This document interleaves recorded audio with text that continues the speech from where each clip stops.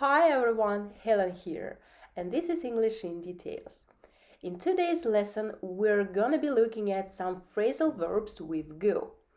But first of all, let me remind you what a phrasal verb is, using the case of the verb to go. You all know that to go means to move from one place to another. That being said, you either walk or you can use a means of transfer to move, for example, a car.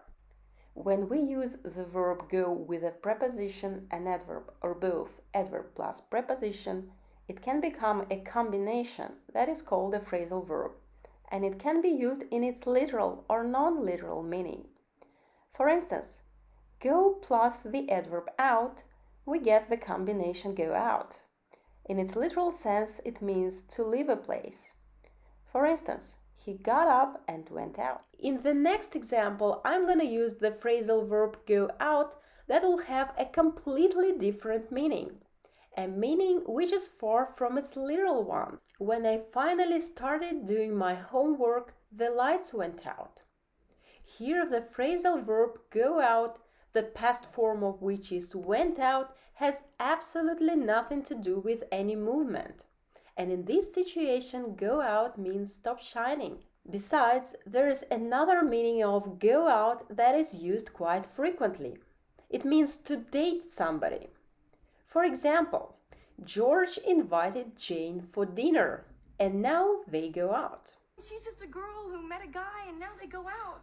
Well, now we know as many as 3 meanings of the phrasal verb to go out.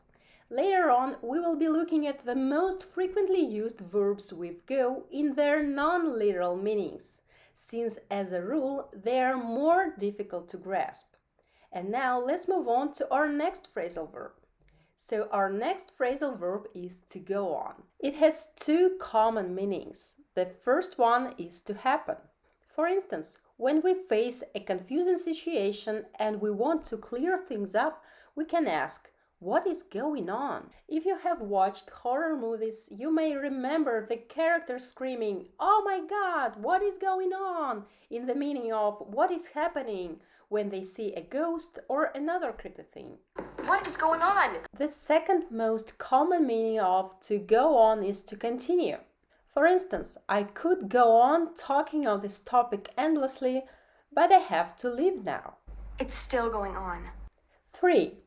To go for means to choose, to decide on.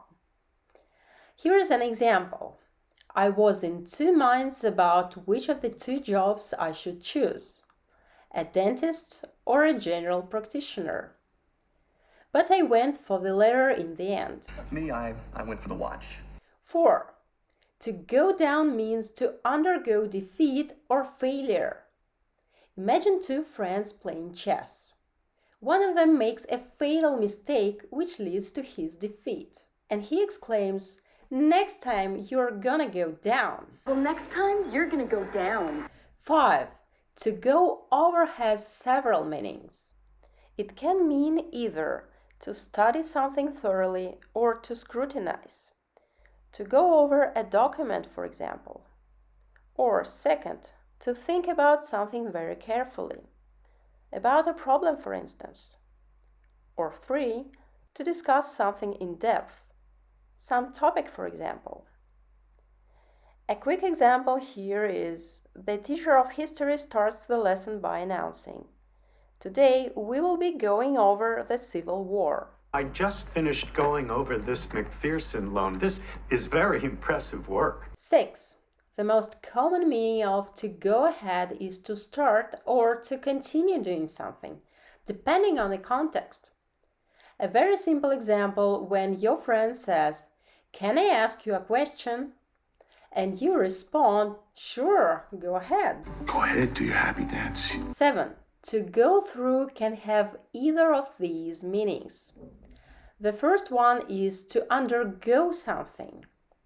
To experience something. Very often it's something unpleasant. For example, "You have no idea what I went through." The second meaning is to perform. If you go through a procedure, you perform it.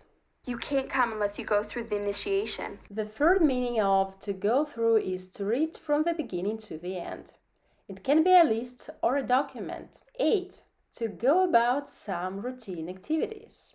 It means that you do them or you are busy with them. For example, you can go about some home chores. Or you can go about some other duties. People went about their lives as they always did. 9. To go with means to match or to harmonize with. For example, this dress doesn't go with my shoes. It doesn't go with any of my stuff. Also, if one thing goes with another one, this means if you get one, you get the other one too. For instance, the cushions go with the sofa. It means if you buy the sofa, you get free cushions with it. And that's it. Thanks for watching this video. If you like it, please give it a thumbs up and consider subscribing. See you soon. Bye bye.